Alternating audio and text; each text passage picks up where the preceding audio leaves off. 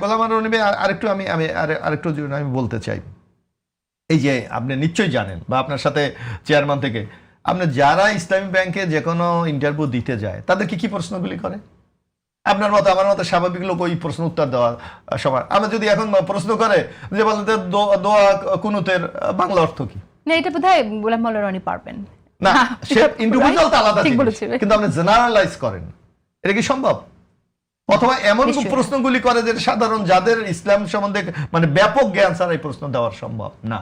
অর্থাৎ এই সকল ঘটনা বলা যে একটা দলকে পেট্রোনাইজ করার জন্য যা কিছু উদ্যোগ তারা খুব পরিকল্পিতভাবে করছে, যে এটা ইসলামী ব্যাংকের মতো একটা রিনাউন্ড ব্যাংক এটার কাছ থেকে প্রত্যাহার। আপনি দেখেন যে 83 সালে এটার যাত্রা শুরু হয়েছিল, 91 সাল থেকে বিএনপি ক্ষমতা ছিল, 2000 ক্ষমতা ছিল, বিএনপি তো কখনো ম্যানিপুলেট করার চেষ্টা করে নাই, তাহলে এখন কেন করতে হচ্ছে?